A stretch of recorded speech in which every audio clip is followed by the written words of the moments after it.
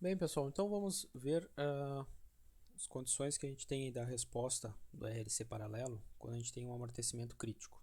Tá?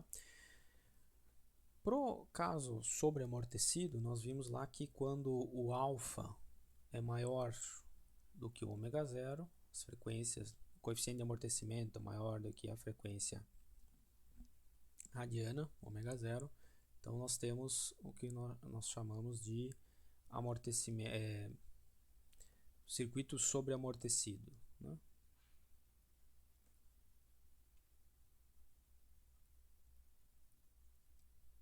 Nós podemos também definir em função para o circuito RLC paralelo, para o RLC paralelo, o alfa é dado por 1 sobre 2 RC. Isso aqui tem que ser maior do que o ômega zero, que é 1 sobre a raiz de LC. Né? Então nós podemos escrever aqui elevando os dois termos, os dois lados ao quadrado para nos livrar dessa raiz.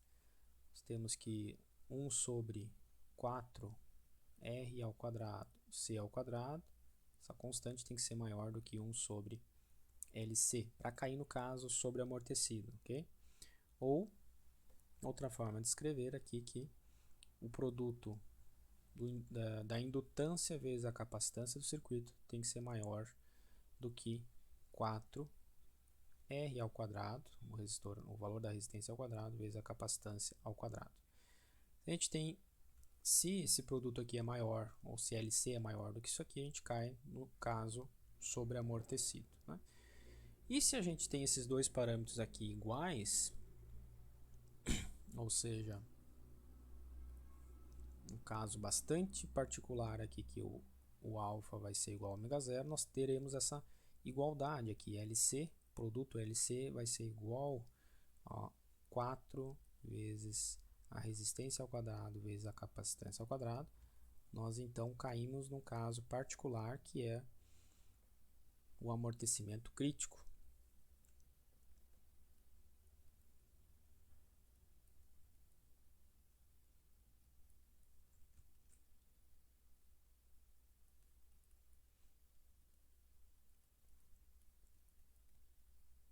Na prática, nós já comentamos isso, que é praticamente impossível obter um circuito real que tenha um comportamento aqui de amortecimento crítico, que vá ser criticamente amortecido, porque ele exigiria que os componentes tivessem capacitância, indutância e resistência constantes, perfeitamente constantes, né? Assim, sem nenhuma variação percentual com função de temperatura, umidade, nada disso. E isso, um comportamento real de capacitores, indutores e resistores até mesmo, é praticamente impossível de conseguir, de obter. Né? Então, por, por melhor qualidade que sejam esses componentes, né, vamos dizer assim, se a gente quisesse montar na prática um circuito criticamente amortecido, seria praticamente impossível, porque precisaria dessa combinação perfeita, exata aqui, né? Produto de LC igual a 4 vezes R ao quadrado vezes C ao quadrado. No entanto, né, como a gente já havia comentado aí, é interessante sim estudar o amortecimento crítico pelo que ele vai representar, o divisor de águas aí entre os dois comportamentos que na prática acontece, né, o subamortecido, que a gente ainda vai ver, e o sobreamortecido, que a gente já abordou. Tá? Bem, então se a gente pegasse lá o nosso exemplo anterior, né, nós podemos escrever aqui também que nós teremos, nós usamos lá um circuito com um indutor de 7 Henries, pegamos aqui uns valores para facilitar os nossos cálculos, um capacitor de 1 sobre 42 Farad, um RLC paralelo. Então, qual seria o valor da resistência se a gente quisesse substituir a resistência lá naquele circuito para cair num circuito criticamente amortecido, né? Um amortecimento crítico? Então, aqui, por exemplo, com esses valores, a gente pode determinar já o ômega zero desses circuitos, numericamente, 1 sobre raiz de LC, aquele nosso circuito exemplo lá. Substituindo esses valores de indutância e capacitância, nós temos aqui um raiz de 6 radianos por segundo. Então, nós queremos um alfa que seja igual a raiz de 6 segundos na menos 1. Ok? E aí nós podemos usar essa relação aqui, por exemplo, ou qualquer outra aí que nos dê o valor da resistência. Tá? Eu posso usar aqui então que o alfa, que era um alfa igual a ômega zero,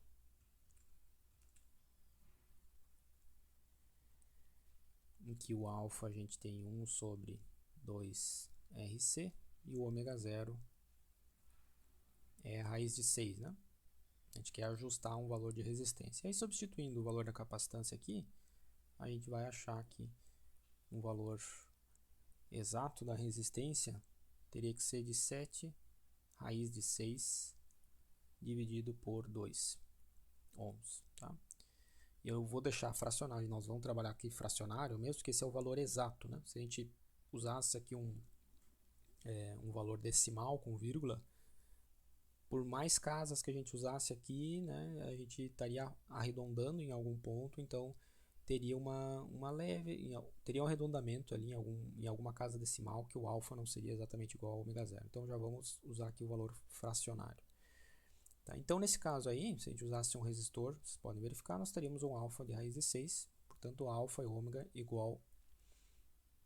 iguais em valor, e aí cairíamos então no caso que a gente vai estudar agora, de amortecimento crítico. Então, dado aqui um resistor de 7 raiz de 6 sobre 2 ohms, em paralelo com um indutor de 7 henries, nós usamos, e um paralelo também com um capacitor de 1 sobre 42 farads, valores teóricos aí, né, para a gente usar na nossa análise. Definimos aqui o sentido, vamos chamar a corrente no resistor, nesse sentido aqui, IR, a corrente no capacitor, IC. No exemplo anterior, usamos aqui uma corrente I0 com sentido contrário, e essa corrente I0 pelo indutor era de 10 amperes, certo? Mesmas condições iniciais, e o potencial, né, potencial nesse nó aqui, V, o potencial inicial desse circuito é 0 volts, certo? Bem, então, desse circuito aqui nós temos que, lá daquela função da nossa resposta, né, os coeficientes S1, nós teríamos lá, S1 seria menos alfa, mais a raiz de alfa ao quadrado menos ômega zero ao quadrado. Porém, este termo aqui, ele é nulo, já que nós estamos trabalhando exatamente com o caso em que alfa é igual a ômega zero. Portanto, alfa ao quadrado menos ômega zero ao quadrado é zero. E aí a gente tem que S2 também é igual a menos alfa mais esse termo aqui zero. Ou seja, exatamente o que já tinha. A gente cai lá numa equação característica da EDO desse circuito, em que a gente tem lá a equação característica, duas soluções reais e iguais, né? Então S1 é igual a S2. Então a nossa solução VT, suposta solução aí para a função V de t, né? Ela seria lá 1 a 1 elevado na menos S1 de t mais A2 elevado na menos S1 de t, porque o S1 é igual a S2. E a gente poderia chamar, como são e elevado na mesmo expoente, simplesmente um coeficiente A3 vezes e elevado na S1 de t. Tá? Só que testando isso aqui, as condições iniciais, né, por exemplo, para que essa função aqui ela represente essa tensão inicial no instante t igual a zero, a gente teria que ter um A3 né, para respeitar essa condição inicial aqui, o A3 teria que ser igual a zero. Então, teríamos uma solução trivial aqui. Isso não vai representar o comportamento desse circuito. Tá?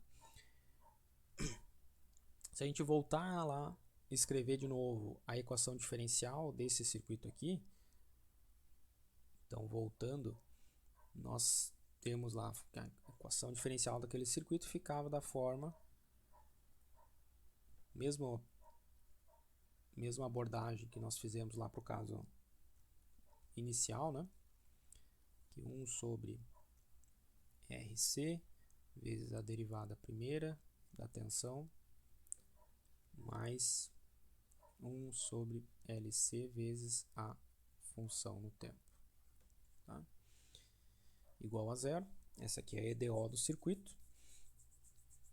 E nós podemos reescrever essa equação aqui de outra forma, em que isso aqui, o alfa nós chamamos aí de 1 sobre 2RC, né? Então eu posso chamar esse termo aqui de 2 alfa. 1 sobre RC é igual a 2 vezes alfa. E isso aqui é igual a ômega zero ao quadrado. Então eu posso reescrever aqui essa função dessa forma. 2 vezes alfa vezes a derivada dt mais ômega zero ao quadrado vezes a função v. Tá? Como nós estamos trabalhando com um circuito em que alfa é igual a ômega zero, portanto aqui a gente pode escrever que a equação diferencial desse circuito aí ela cai no caso aqui a derivada segunda da tensão mais 2 vezes alfa vezes a derivada primeira mais ômega zero é igual a alfa, então eu posso simplesmente chamar de alfa ao quadrado igual a v, que é igual a zero, né? É igual a zero. E esse tipo de equação diferencial aqui, né, vocês devem ter visto lá em cálculo 2, se eu não estou enganado. A solução para esse tipo de equação aqui, em que a gente tem esse coeficiente 2 alfa e aqui alfa ao quadrado, tá? Essa é a EDO de segunda ordem. A solução, por exemplo, uma possível solução da forma exponencial, como a gente testou ali anteriormente, né, como a gente propôs, um coeficiente a vezes exponencial na menos alfa de t, né, já que o S1 e o S2 são iguais a menos alfa, né, essa única solução aqui ela não é suficiente para representar o comportamento do circuito. Então, como é que a gente um mecanismo aí do cálculo para ter uma outra solução, uma segunda solução que também resolve esta equação diferencial, tá? Isso que seria a solução 1, que ela não é suficiente para sozinha descrever o comportamento, e uma solução 2, quando a gente tem raízes reais e iguais da equação característica, né? Então a gente pega essa função que é solução e multiplica ela. Então a gente pega a forma da função, né, menos alfa de t, e multiplica ela pela variável dependente aqui, né, pelo t. Então a outra forma de solução aqui desse termo vai ser a gente multiplicar por t essa solução, essa forma de solução. Tá? Então, t vezes, vou chamar aqui um coeficiente A2, vezes a exponencial elevado na menos alfa de t. Ok? Isso que vocês podem ver mais detalhes aí, ou revisar lá, né, a princípio em cálculo 2, devem ter visto forma para chegar nessa solução aqui, ou verificar, né, até essa solução aqui.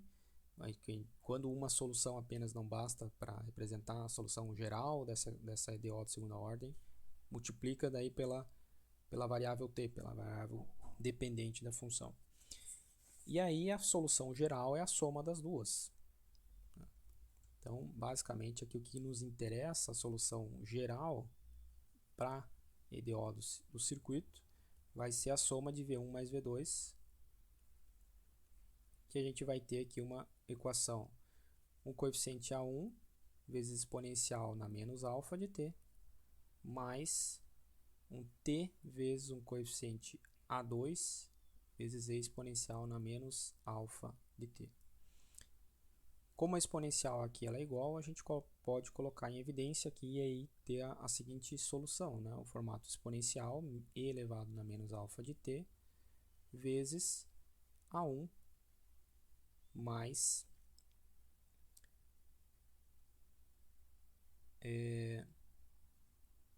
A2 vezes t. Tá? Então esse aqui é a forma, a solução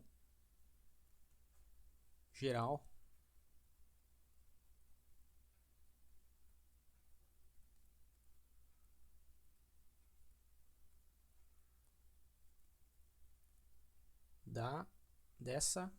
cadê a nossa equação? Dessa equação aqui, ó. Dessa EDO de segunda ordem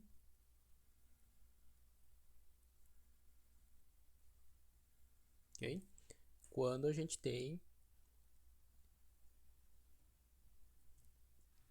aqui esses coeficientes, né, ou aquela equação característica da EDO, ela tem duas soluções reais iguais, que é o caso do S1 e o S2 iguais, reais iguais, e no caso aqui vão ser igual a menos alfa.